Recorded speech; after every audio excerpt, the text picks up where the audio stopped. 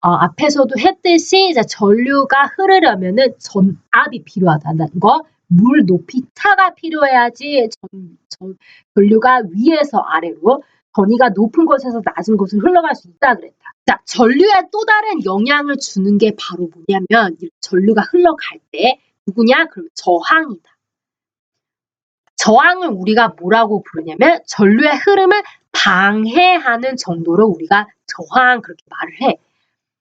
자, 앞으로 다시 와서 건전지가 전압을 제공하고 펌프가 이제 수압을 제공해주지, 물 높이 차를.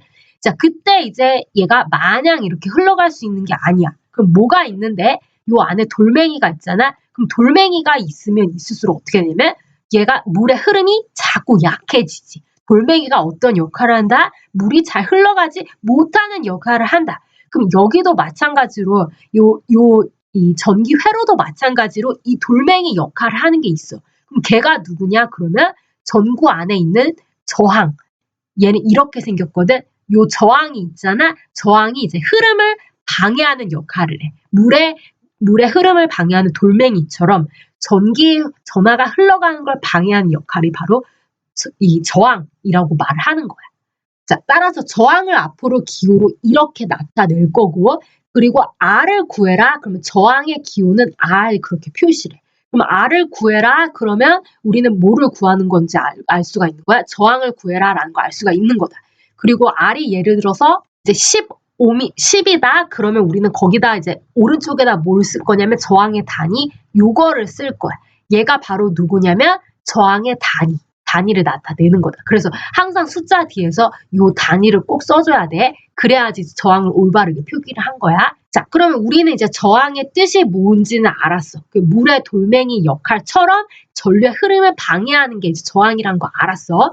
그러면 질문은 왜 저항이란 게 생기냐? 그렇게 물어볼 수가 있는 거지.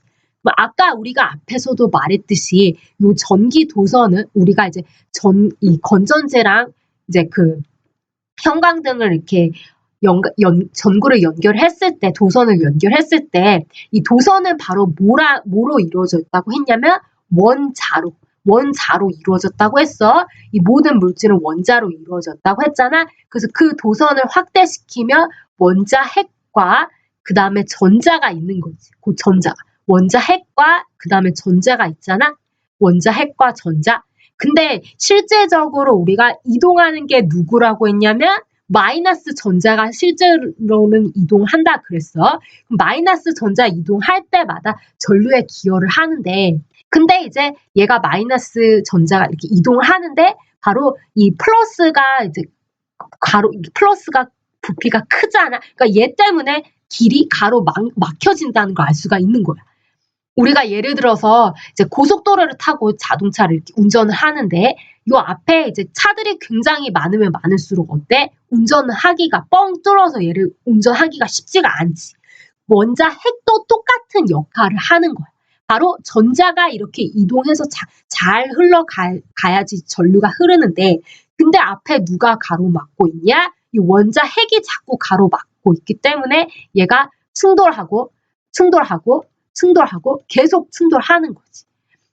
자, 그 따라서 우리는 이제 저항이란 게 바로 왜 생기는 거냐? 그러면 모든 물질은 요 도선도 마찬가지로 물질이잖아.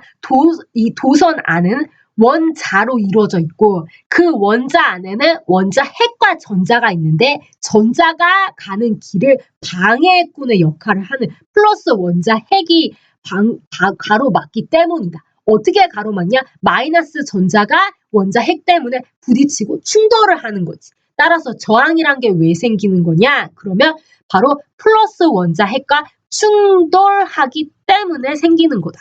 근데 이 충돌은 우리가 어쩔 수가 없는 거다. 우리가 아무리 충돌을 막으려고 애를 써도 충돌을 절대 우리가 완전히 충돌을 없게 그렇게 만들 수는 없는 거야. 왜냐면 원자는 뭐로 이루어져 있으니까 원자 핵 플러스와 전자 마이너스로 이루어져 있잖아. 그래서 원자 핵 플러스 우리가 제거를 할 수가 없는 거지. 따라서 충돌은 항상 있게 마련이다. 이 도선 안에서.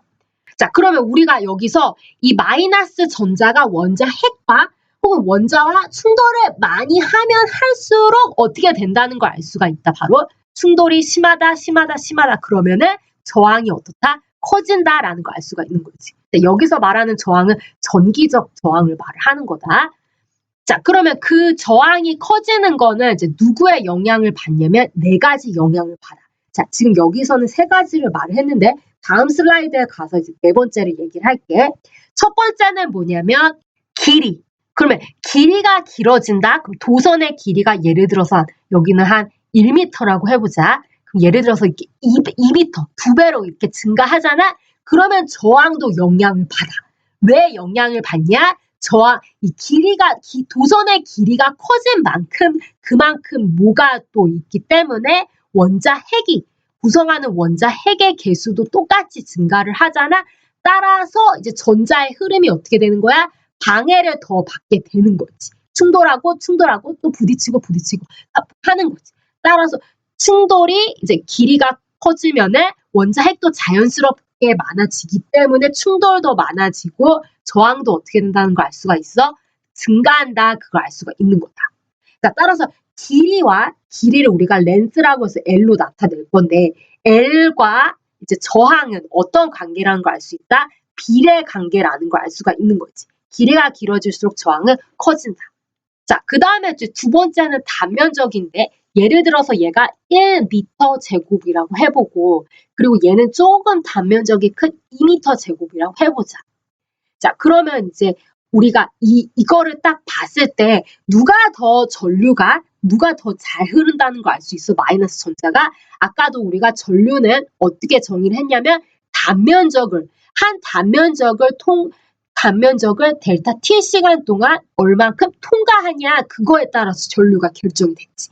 따라서 이 단면적이 커버리면 당연히 통과하는 전하의 개수가 어떻다는 걸 알 수 있어? 증가한다. 그거 알 수가 있는 거다. 따라서 전류가 증가하기 때문에 그만큼 충돌은 어떻게 될까? 작아진다. 그렇게 된다. 따라서 아까는 길이가 커질수록 저항이 커졌잖아. 이번에는 비례 관계가 아니라 반비례 관계지. 단면적이 커질수록 어떻게 되냐? 전류가 잘 흐르기 때문에 저항과는 반비례 관계다. 그러니까 단면적이 커질수록 저항은 작아진다. 그렇게 되는 거지. 자, 마지막으로 이제 비저항이란 게 있는데 얘는 이제 누구를 나타내는 거냐면 도선의 물질을 나타내는 거야. 예를 들어서 이 도선이 얘가 구리로 이루어졌냐, 뭐 금으로 이루어졌냐, 아니면 뭐 탄소로 이루어졌냐, 아니면 곰으로 이루어졌냐, 그 물질 값을 얘기를 하는 거다. 이 비저항이라는 거. 자, 그러면 우리가 이제 생각을 했을 때 예를 들어서 구리는 우리가 앞에서도 배웠지만 얘는 금속이잖아. 따라서 얘는 도체라는 걸 알 수가 있는 거고요. 그 다음에 고무 같은 경우는 전류가 잘 흐르지 않잖아. 그래서 우리가 앞에서 부도체라고 했어. 그러니까 우리가 도체, 부도체의 큰 차이점은 뭐냐면 자유전자가 자유롭게 움직이는 전자가 있냐 없냐에 따라서 이렇게 구분을 했는데 그러면 도체는 당연히 자유전자가 있으니까 전류가 잘 흐르잖아. 따라서 저항값이 어떻게 된다는 걸 알 수가 있어. 작아진다는 걸 알 수 있고 부도체는 전류가 잘 안 흐르잖아. 따라서 저항값이 얘는 상대적으로 크다는 걸 알 수가 있는 거지. 자, 따라서 길이와 단면적도 물론 당연히 저항이 영향을 받지만 가장 중요한 건 누구에 따라 달려있다? 이 물질에 따라 달려있다. 그러니까 도체냐 부도체냐 전류가 잘 흐르는 자유전자 있냐 없냐도 또 영향을 받는 거지. 참고로 우리가 도체, 부도체를 이제 나누는 기준은 뭐냐면 원자 핵이 전자를 꽉 붙잡고 있냐 아니면 느슨하게 잡고 있냐에 따라서 우리가 자유전자가 있다고 말했잖아. 그럼 느슨하게 잡고 있는 원자는 자유롭게 흘러갈 수 있으니까 도체라 그랬고 그 다음에 얘가 꽉 붙잡고 있는 얘는 꽉 붙잡고 있기 때문에 자유롭게 흘러갈 수 있는 전자 없다고 해. 따라서 자유전자가 없다고 했고 그 애를 우리가 부도체 그렇게 말을 했지. 자, 그래서 이 세 가지의 영향을 받고 길이, 단면적, 비저항의 영향을 받고 이거를 식으로 나타낼 수가 있어. 어떻게 식으로 나타내냐? R이라는 거. 저항은 뭐에 비례한다?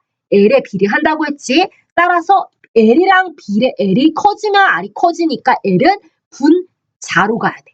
그러면 단면적과 어떻게 한다고? 반비례한다고 했어. 따라서 단면적은 어디로 가야 되냐면 분모로 가야 돼. 그래야지 이제 얘가 커지면 얘가 작아지니까. 그리고 마지막으로 누구의 영향을 받는다? 물질 고유 저항값. 물질에 따라서 영향을 받는다고? 그럼 걔는 이제 어디로 가냐면 분자로 가. 얘는 그리고 참고로 비저항은 비례 상수를 얘기를 하는 거다. 일정한 값을 얘기를 하는 거다. 물질에 따라 정해져 있는 값이다. 따라서 이 저항 R식을 어떻게 말을 할 수 있냐면 얘가 이제 로라고 말을 하는데 로 곱하기 L 나누기 A 이렇게 말을 한다. 자, 우리가 아까 R은 단위를 어떤 걸 쓴다고? 저항은 옴을 쓴다고 했잖아. 그럼 L은 이제 어떤 단위를 쓸 거냐면 미터를 쓸 거고 그다음에 그 단면적 에어리아 얘는 이제 어떤 단위를 쓸 거냐면 미터 제곱을 쓸 거야. 자, 그러면 이제 이 로라는 애, 그럼 이 비저항이라는 애 이제 단위가 어떻게 되냐면 비저항이라는 애, 그럼 얘는 이제 로는 어떻게 된다는 걸 알 수 있냐면 R 곱하기 A 그 다음에 나누기 L이잖아. 따라서 R은 옴이고 A는 에어리아는 미터 제곱이잖아. L은 미터고 따라서 얘를 이렇게 상쇄하면은 이 비저항 값은 항상 옴 미터 이렇게 단위를 갖는다. 그래서 이제 비저항은 저항과 똑같은 단위를 쓰지 않는다는 거 그걸 알아줘. 비저항은 옴 곱하기 미터의 단위를 쓴다. 그걸 알아도. 그럼 이번에는 이제 같은 재질로 만든 니크롬손이고 모두 다 똑같은 이제 니크롬손이라 했을 때 저항이 가장 작은 니크롬손을 묻는 거다. 자, 그러면 우리가 앞에서 했던 거를 이제 그대로 이용하면 되는 거지. R은 로 곱하기 L에 비례하고 그 다음에 단면적에 반비례한다. 자, 그럼 나는 얘를 R로 잡을게. 기준으로 R로 잡아. 1번을. 그럼 이제 2번은 어떻게 된다는 거 알 수 있냐면 길이만 2배 된다는 걸 알 수가 있지. 따라서 길이가 2배 되니까 저항도 어떻게 돼? 2배 이렇게 되니까 2R 이렇게 된다는 걸 알 수가 있는 거고.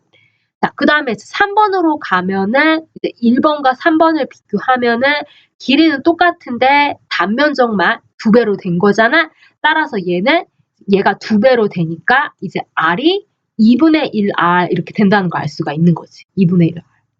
자, 그 다음에 이제 4번으로 가면 이제 얘는 2번에서 4번으로 갈 때 단면적만 2배가 된다는 걸 알 수가 있는 거잖아. 따라서 2R에다가 뭐로 나눠준다? 얘 2A가 되는 거니까 나누기 2 이렇게 해줘야지. 따라서 얘의 저항값은 R 이렇게 된다는 걸 알 수가 있는 거다. 자, 그럼 이제 5번은 이제 2번과 5번을 비교하자면 길이는 똑같은데 근데 이제 이 단면적이 2.5배로 커졌지. 단면적이. 따라서 여기에다가 이제 얼마를 곱해주면 되냐? 2.5배를 곱해주면 된다. 분모에다가. 따라서 2R에다가 뭐로 나눈다? 2.5로 나눈다. 자, 그러면 이제 얼마가 되냐? 그럼 2R에다가 얘가 2분의 5잖아? 따라서 이제 나누기 2분의 5니까 곱하기 5분의 1을 해주지. 따라서 얘의 저항은 대략 5분의 4R 이렇게 된다는 걸 알 수가 있는 거지. 자, 그럼 이제 문제에서 묻고 있는 거는 저항이 가장 작은 거. 그럼 얘는 0.8R이지. 얘는 0.5R이고. 따라서 가장 작은 저항은 어떤 거란 거 알 수 있어? 3번이란 거 알 수가 있는 거다. 자, 그래서 이제 기억해야 할 거는 같은 재질로 만든 니크롬손일지라도 우리는 뭐에 따라서 또 변한다는 걸 염두에 둬야 돼. 길이와 단면적에 따라서 저항이 바뀐다. 그거를 염두를 해줘야 돼. 자, 지금 문제를 보면은 이제 스테레오랑 스피커를 이렇게 연결을 하는데 그때 이제 주어진 게 도선의 길이가 여기서부터 여기까지의 길이가 L = 20m 주어지고 그 다음에 이제 도선 하나의 저항이 0.15 이하가 되길 원하고 그때 또 주어진 게 이제 비저항값, 구리 도선의 비저항값 주어지지. 자, 그때 이제 물어보는 거는 도선의 지름을 물어보는 거다. 자, 그러면 우리가 이제 길이 알고 비저항값 알고 저항이 이만큼 이하가 되길 원해. 그러면 이제 저항의 식에서 R은 로 곱하기 L 그 다음에 나누기 면적, 표면적 A였잖아. 그러니까 표면적이 아니라 단면적이었잖아. 자, 그때 이제 요 A를 요 단면적에 우리가 이제 단면적을 아까 우리가 단면적 도선을 잘랐을 때 그 단면적을 A라고 표현했는데 사실은 얘를 누구를 말을 하는 거냐면 그 단면적의 총 넓이를 얘기를 하는 거지. 원의 넓이를. 따라서 얘는 파이 R 제곱 이제 반지름이 R이라고 한다면 얘가 R이라고 한다면 파이 R 제곱 나타내고 그 다음에 로우 곱하기 도선의 길이 L 이거를 말을 하는 거지. 자, 그때 우리가 이제 L이라는 값, L을 20m 주어지고, 그 다음에 비저한 값 주어지고, R은 요만큼 이하가 되길 원하니까, 따라서 이걸 주어진 정보를 통해서 뭐를 구할 수 있다? 요 반지름, 요 도선의 반지름 이제 구할 수가 있는 거지. 우리가 이제 0.1옴의 이하가 되길 원하기 때문에 0.1 이렇게 쓰고, 이렇게 부등호를 이렇게 쓸 거야. 자, 그러면 우리가 이제 지름을 구하는 거니까 반지름에다 곱하기 2R 요거를 한 걸 값을 구하면 되는 거지. 자, 그러면 이제 우리는 어떻게 하면 되냐? 얘를 R 반지름에 관한 식으로 바꾸면 된다. 따라서 R 그 다음에 로우 곱하기 L 그 다음에 파이 그 다음에 저항 R. 자, 그 다음 얘는 이제 R 제곱의 식이지. R 제곱의 식이니까 루트를 씌워서 이걸 계산하면 되지. 자, 그럼 얘는 이제 주어진 식에다 대입만 한다면 1.68 곱하기 10의 마이너스 8승. 자, 그 다음에 이제 비정의 단위 5m인 거 보이지? 여기다 1.68 곱하기 10의 마이너스 8승 5m. 그 다음에 L은 20m. 그 다음에 파이. 그 다음에 저항 0.1 옴. 자, 그래서 얘가 얼마 나오냐면 1.03 곱하기 10의 마이너스 3승. R 단위 뭐 쓰라고? 미터 쓰라고. 얘 이렇게 캔슬 미터 이렇게 캔슬 하잖아. 얘가 지금 미터 단위가 여기 있지. 미터 내가 지금 실수했는데 미터가 이렇게 살아있지. 따라서 얘가 미터 제곱 그 다음에 루트잖아. 따라서 단위가 이제 미터 나온다는 걸 확인할 수 있는 거지. 자, 따라서 우리가 여기서 알 수 있는 거 반지름은 최소한 반지름이라는 거 R이라는 거 최소한 1.03 곱하기 10의 마이너스 3cm가 돼야 된다. 그러니까 어떻게 하길 원하냐면 저항이 0.1옴 이하가 되길 원하려면 반지름이 이거의 이상은 돼야 된다는 거지. 자, 그럼 우리가 앞에서도 했지만 1m가 1010의 3승 밀리미터였어. 따라서 1밀리미터는 10의 마이너스 3승 미터잖아. 따라서 얘를 이제 바꾸면은 얘는 1.03 밀리미터라는 걸 알 수 있는 거지. 아, 그러니까 반지름은 최소한 얼만큼 이상이 되어야 된다? 1.03 밀리미터 돼야 된다. 그렇게 되는 거다. 자, 근데 우리가 구하려는 건 뭐를 구하는 거고? 지름을 구해야 되니까 곱하기 2를 하지. 따라서 최소한 얼마가 돼야 되냐? 2.06 밀리미터가 돼야 한다. 그렇게 된다. 자, 이번에도 보면 이제 지름 주어지고 그 다음에 저항값 주어질 때 그때 이제 물어보는 게 길이 물어보는 거지. 자, 그러니까 따라서 우리는 이제 여기서 요 지름을 통해서 이제 뭐를 알 수 있다? 단면적, 그러니까 에어리아 면적의 넓이, 그 원의 넓이를 구할 수 있고 그 다음에 저항값 주어졌지. 그리고 얘가 구리 도선이잖아. 따라서 요 값 비저항값 알고 있지. 따라서 우리는 길이 구할 수 있다 없다? 있다. 자, 어떤 식 쓴다? 바로 아까 했던 저항식 R은 로 곱하기 L 나누기 면적 에어리아 이렇게 됐잖아. 따라서 우리가 구하려고 하는 L은 이제 어떻게 계산하면 돼? R 곱하기 A 그 다음에 나누기 로 이거. 자, 그래서 여기서 이제 중요한 거는 바로 어떻게 하라고? 밀리미터가 있을 때 미터로 환산을 하라고. 따라서 우리가 이제 저항값은 여기다 1.1옴 그대로 대입하면 되고 그 다음에 여기 에어리아잖아. 에어리아는 이제 뭐를 구하는 거라고? 넓이는 요 원의 넓이 그대로 이제 구하면 되는 거지. 근데 지름이 나왔으니까 우리는 어떻게 해야 되냐면 여기다가 나누기 2를 한 다음에 이제 제곱을 해줘야 된다. 근데 조심하라고 했어. 단위가 지금 밀리미터잖아. 미터로 환승해야 되지. 따라서 1.5 곱하기 10의 마이너스 3승 미터. 걔가 지름이다. 따라서 어떻게 하라고? 나누기 2 하라고. 그 다음에 이거의 제곱, 그래서 여기 반지름의 제곱 곱하기 뭐 해준다? 파이를 한다. 반지름 제곱 파이 r 제곱이 뭐라고? 면적, 에어리아. 면적, 원의 넓이다. 자, 그래서 A 구하고, 그 다음에 로우는 주어진 값 그대로 대입하면 되지. 1.68 곱하기 10의 마이너스 8승 5미터 이렇게. 따라서 오hm 없어지고, 그 다음에 미터 제곱 미터 없어지잖아. 따라서 단위가 뭐만 남는다는 거 알 수 있어? 미터 단위만 이렇게 남는다는 거 알 수 있다. 자, 따라서 이제 얘를 계산하면 얼마 나오냐? 그러면 얘를 2분의 1.5 곱하기 얘가 지워져서 다시 여기다 쓸게. 2분의 1.5 곱하기 10의 마이너스 3승의 제곱, 그 다음에 곱하기 파이 나누기 비저항값 1.68 곱하기 10의 마이너스 8승 나누면 되지. 자, 그래서 얘를 계산하면 105미터 이렇게 나온다. 105미터. 자, 그래서 이제 우리가 항상 이제 요 식을 이제 기억해 둔다면은, 그러면 이제, 그러니까 지름, 에어리아 단면적 주어지고 저항 주어질 때 길이 묻고 있네 하고 단번에 이거 다 주어졌을 때 이거 구하면 되겠구나라는 걸 이제 파악할 수가 있는 거지.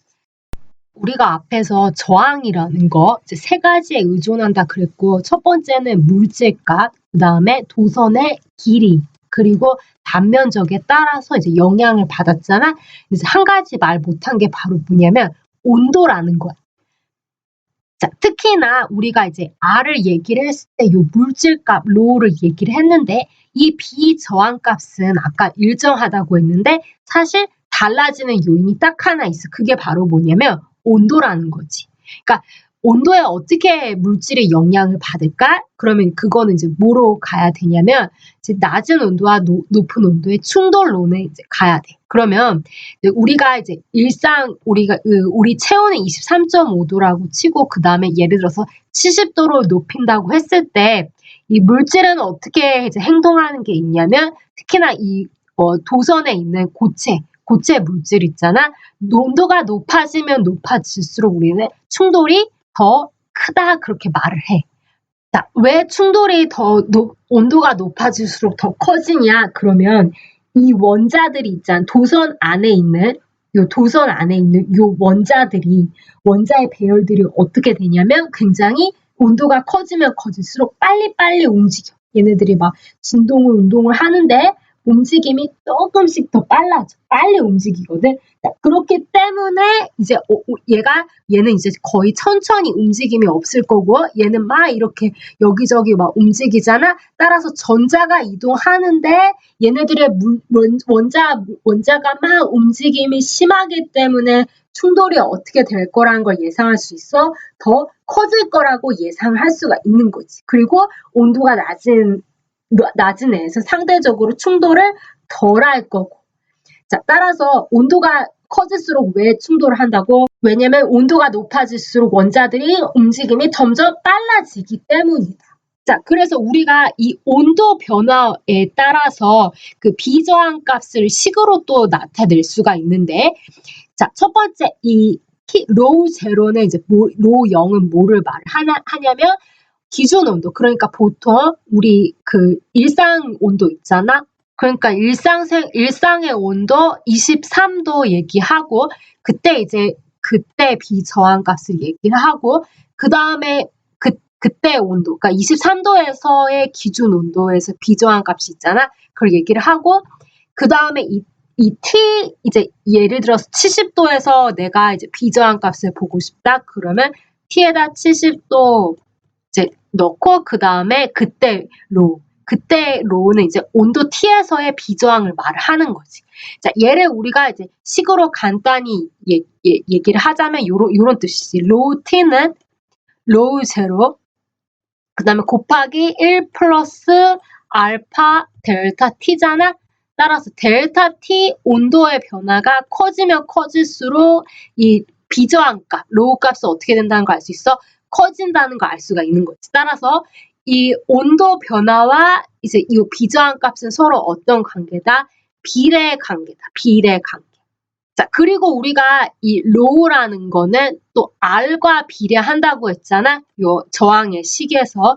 따라서 우리가 얘를 이제 R의 식으로도 고칠 수가 있는 거야. 여기다 곱하기 L 나누기 A, 그다음에 곱하기 L 나누기 A 이렇게 하잖아. 그럼 걔가 이제 바로 RT가 되는 거고, 온도 T에서의 저항, 그다음에 얘는 기준 온도 T0에서의 저항.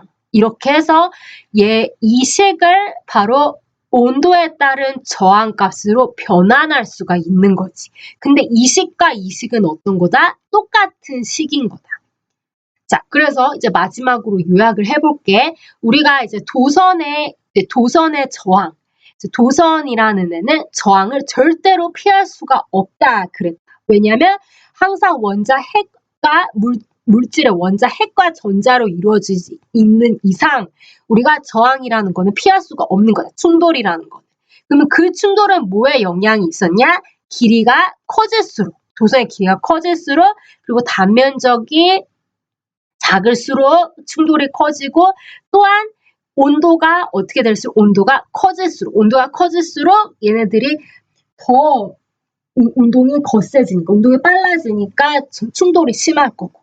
그리고 이제 물질에 따라 도체냐 부도체에 따라해서 또 의존이 돼. 그래서 이 네 가지 요인, 길이, 단면적, 온도, 물질. 자, 요거를 이제 기억을 하면서 요거에 영향을 받는다. 이제 그거를 염두에 두면은 요식을 떠오르는데 문제가 없을 거야. 그리고 문제 푸는데도 어떤 요인에 따라 뭐를 묻는 거냐 하는 거를 빨리 파악할 수가 있는 거지. 그럼 이제 문제로 가보자. 자, 그래서 이제 문제를 보면 지금 온도에 따라 이제 전기 저항이 변한다라고 이제 진술이 나왔어. 따라서 요거를 통해서 얘는 지금 문제가 온도에 따라서 전기 저항을 보내니까 요식을 갖고 와야 되는 거지. 자, 그리고 이제 주어진 게 바로 뭐냐면 20도에서 100금의 저항 온도계의 저항이 요만큼이래. 자, 참고로 우리가 이제 100금을 모를까봐 얘기를 하는 건데 100금은 도체다. 그러니까 자유전자가 있는 애를 말을 하는 거다. 자, 그리고 참고로 우리가 요 식을 쓸 때는 이제 누구를 기준으로 말을 하는 거냐면 부도체는 온도에 따라서 크게 영향을 받지가 않아. 충돌이 그렇게 크지가 않아. 그러니까 도체가 온도에 따라서 저항값이 커지고 작아지고가 심하거든. 그래서 우리가 요 문제도 거의 이제 도체를 물어볼 거다. 온도에 따른 저항값을 물어볼 때. 자, 따라서 지금 이제 기준 온도가 20도니까 얘가 이제 T0라는 거 알 수가 있는 거고, 그때 저항이 이제 R0가 164.25 이렇게 나오는 거다. 자, 그리고 나서 얘를 특정한 용액에 넣었더니 이제 온도를 모르는 특정한 용액이네. 거기다 넣었더니 저항이 어떻게 된다는 거 알 수 있어? 증가했다는 거 알 수가 있는 거지. 그럼 어떻게 똑같은 물질인데 저항이 증가할 수 있을까? 그거는 바로 뭐 때문이라고? 온도에 따라 지금 영향을 받았다는 거예요. 온도에 따라서. 따라서 이때 RT는 지금 187.4옴이고 그때 우리는 이 온도를 알고 있다, 모르고 있다? 모르는 거다. 그러니까 이제 온도를 물어보는 거지. 모르니까. 그럼 저항값이 커지니까 온도가 증가한다, 감소한다? 증가한다는 걸 알 수 있다. 따라서 답은 20도보다 어때야 돼? 크게 나와야 하는 게 정상이야. 20도보다 커야 된다, 답이. 자, 그리고 이제 아까 설명을 못했는데, 그러니까 온도에 따라 저항이 어떻게 되냐, 온도에 따라 비저항이 어떻게 되냐에 따라서 나눠지는데, 지금 얘 같은 경우는 온도랑 저항이니까 이식을 넣어서 풀어야 되는 거지. 그치? 자, 근데 아까 내가 이제 설명 못한 게 바로 뭐냐면, 요 알파란 값, 요 알파는 이제 뭐를 얘기를 하냐면 상수값을 얘기를 하는 거야. 비저항의 온도 계수. 그러니까 얘가 1도 올라감에 따라 얘가 어떤 개수가 얼마큼이냐 하는 그 상수값을 말을 하거든. 얘는 물질마다 정해져 있어. 따라서 지금 100금 같은 경우는 알파가 요만큼이라고 나온다. 그래서 요거를 이제 넣어서 풀면 되는 거야. 자, 따라서 이제 여기다가 RT, 그 다음에 R0 이거, 그 다음에 알파 요거, 그 다음에 T 여기 T 20도, t는 우리가 모르지. 이걸 구해야 되지. 그 다음에 t0, 20도. 이걸 대입을 해서 이제 뭐를 구할 수 있다? t를, 우리가 원하는 t를 구할 수가 있는 거다. 자, 그럼 이제 식을 다시 정리하자면 rt는 r0, 그 다음에 나는 이제 간단하게 하기 위해서 1 플러스 알파 델타 t라고 할 거야. 델타 t는 이제 뭐를 얘기를 한다고? 이제 나중 온도에서 처음 온도를 빼는 건데, 우리가 원하는 관심 온도가 t고, 그 다음에 기존 온도 20도 있잖아. 그걸 t0라고 했어. 자, 그럼 여기서 이제 우리가 델타 t를 구하면은 원하는 이제 온도를 구할 수가 있는 거지, t를. 자, 그러면 이제 t에 관한 식으로 정리하자면 얘를 나눠서 이렇게 될 거고, 그 다음에 1 플러스 알파 델타 t가 rt 나누기 r0잖아? 이거잖아? 그러면 여기다가 이제 1을 요 앞으로 보내면 얘가 이제 마이너스 1은 알파 델타 t 이렇게 되지. 알파 델타 t. 근데 우리는 뭐를 구하는 거다? 델타 t를 구하는 거다. 따라서 알파로 또 나눈다. 이렇게. 1 나누기 알파. 이렇게. 그리고 델타 t는 우리가 찾으려고 하는, 구하려고 하는 온도 t에서 마이너스 기준 온도를 뺀 값이지. 그래서 t 마이너스 t0. 우리가 t를 구하려고 하니까 t0를 양변에 더하지. 따라서 얘를 양변에 더하면 t0 플러스 1 나누기 알파 곱하기 rt 나누기 r0 그 다음에 마이너스 1 하고 괄호 닫고 이제 구하면 된다. 이게 바로 우리가 구하려고 하는 t가 되는 거다. 자, 따라서 t0 20도 항상 우리가 요거를 쓸 때는 온도 델타 이거 셀시어스 C 단위를 쓴다고 그랬어. 20도 그 다음에 플러스 1 나누기 알파 3.927 곱하기 10의 마이너스 8승 그 다음에 나누기 델타 셀시어스 나누기 셀시어스. 자, 그 다음에 여기다가 이제 RT가 187.4옴, 그 다음에 R0가 얼마냐면 164.2, 그 다음에 마이너스 1, 이렇게. 아까 이제 내가 실수를 했는데 여기 사실 10의 마이너스 8승이 아니라 10의 마이너스 3승이다. 따라서 여기다 마이너스 3승 이렇게 붙여야 돼. 이렇게. 자, 그래서 어쨌든 이제 얘를 계산하면 얼마가 나오냐면 56도 이렇게 나와. 자, 정확하게는 55.98도 이렇게 나오거든. 그래서 반올림해서 56.6도이다.